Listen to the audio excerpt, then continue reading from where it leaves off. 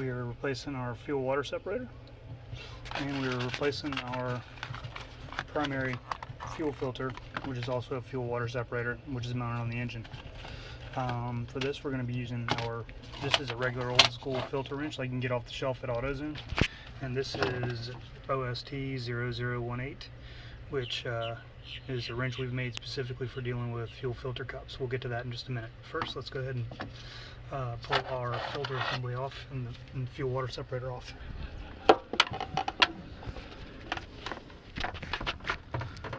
This one's down near the transom, so put some rags and some oil absorb down there to catch any gas that comes out, because some of it's going to spill.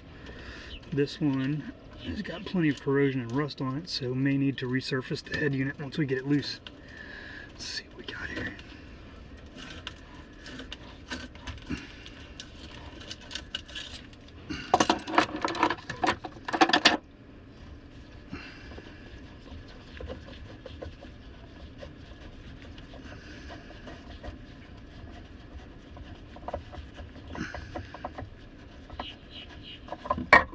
Oh yeah, okay, a little bit of rust.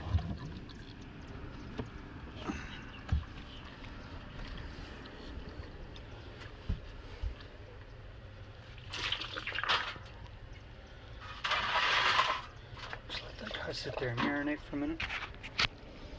Now what we're going to do is we're going to feel the underside of this head unit. Make sure it's nice and smooth, because if it's got any scale buildup or corrosion buildup on it, we're going to need to sand it down or take a wire brush to it and get it so that that seal surface is nice and clean. Alright, now next, I'm going to take our new fuel water separator.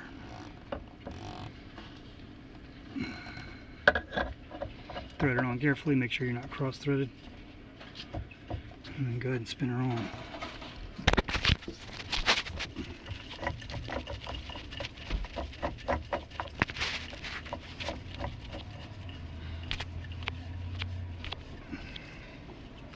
Just want to spin it on about as tight as you can get it by hand.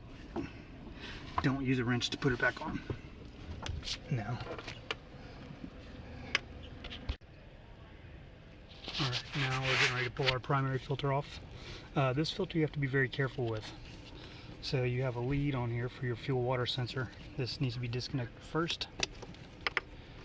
And this lead is something you need to be very careful with. This filter cup assembly usually retails at about 120, 130 bucks. Throw in tax in some states. So for this reason, we've developed OST0018, which has a slotted front, which is designed to just go right around our fuel water lead there. And go right up into place, catching our teeth up top here. Great snug fit. Spin this baby loose and come right back off, and then we're out of the way. And then when you're spinning the filter cup off, you want to spin the lead with it. You don't want to let the lead twist or kink, because it can damage that wiring, and then you got a serious problem. Well, it's not that serious, it's just pricey. So filter cup is down, so we're just going to get our old filter element out of here.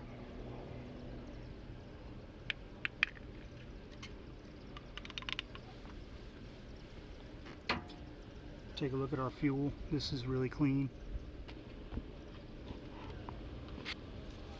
Get it ready, get it in place. Now, because we've just changed our fuel water separator below decks there, this whole system is going to lose prime because that filter element's empty. So what's an important next step is go ahead and prime everything back up.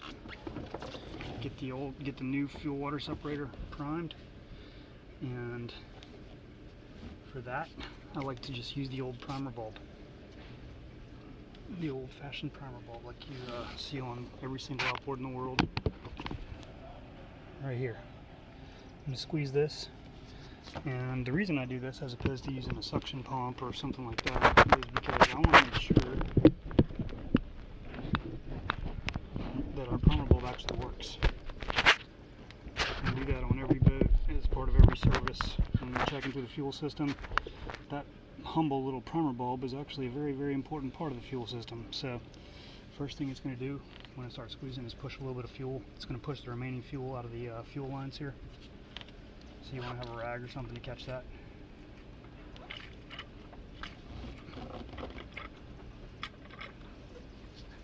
Okay, that's all come out.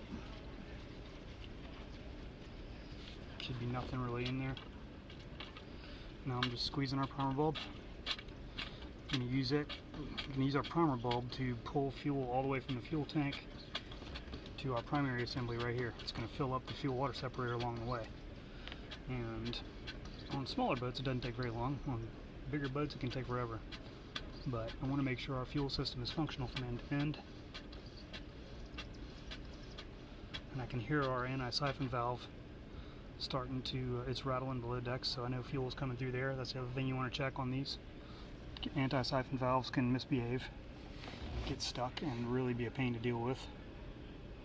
And I'm feeling the primer bulb getting nice and stiff now, so alright, all good. Now next step, go ahead and get our filter assembly ready. It's a lot easier on the newer F-150s because they've actually given you space to work. The older ones, not as much space. Super careful here not to cross thread this. Do not cross thread this into the head assembly, or you will have major heartache. It will not seal and you will ruin your filter cup. And again, as we're spinning it back on, taking the lead with us.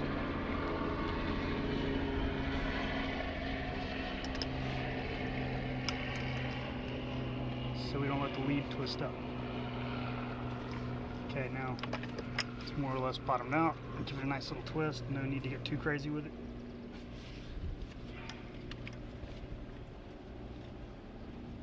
Connect back up to our engine harness. See, it's all color coded, plug and play stuff. Squeeze the fuel primer bulb a few more times to prime up our filter assembly and to check for leaks. Primary filter assembly is full, no leaks found at all. Everything looks tip-top.